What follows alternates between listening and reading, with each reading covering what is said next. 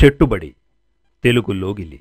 ఆత్మశుద్ధి లేని ఆచారమది ఏలా, భాండశుద్ధి లేని పాకమేలా, చిత్తశుద్ధి లేని శివ పూజలేలరా, విశ్వదాభిరామ వినురవేమా. ఆత్మశుద్ధి లేని ఆచారమది ఏలా.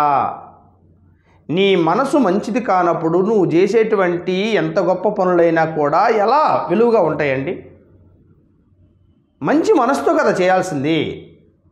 చిత్తశుద్ధి, నీ యొక్క మనసు శుభ్రంగా లేకుండా నీ మనసులో అనేకమైనటువంటి అల్లకల్లోలాలు పెట్టుకొని ఏకాగ్రత సలపకుండా ఎక్కడెక్కడో ఏవేవో ఊహలతోటి ఉద్దేశాలతోటి ఉంటూ నువ్వు చేసేటువంటి ఏ కార్యమైనా ఎలా సత్వంతాన్ని ఇస్తుంది? అదే చెప్తున్నాడు, చిత్తశుద్ధి కలిగి చేసిన పుణ్యంబు అని ఇందాక ఎట్టయితన్నామో ఇక్కడ కూడా ఏమంటున్నాడు, ఆత్మశుద్ధి లేని ఆచారం అది ఏలా. ఆత్మశుద్ధి లేకుండా నువ్వు ఎన్ని ఆచారాలు ఎన్ని పనులు తలపెట్టినా అది ఫలితాన్ని ఇవ్వదు. భాండశుద్ధి లేని పాకమేలా.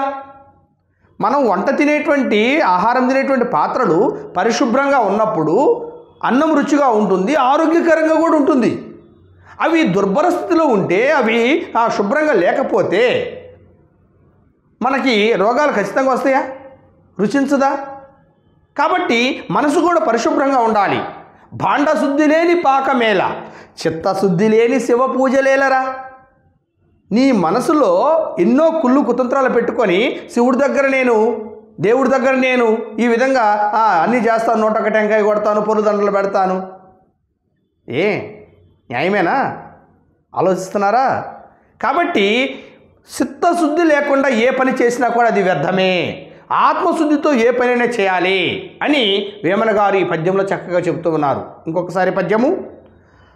ఆత్మశుద్ధి లేని ఆచారమది ఏలా, భాండశుద్ధి లేని పాకమేలా, చిత్తశుద్ధి లేని శివ పూజలేలరా, విశ్వదాభిరామ వినురవేమా. విశ్వదాభిరామ వినురవేమా. చెట్టుబడి తెలుగు లోగిలి.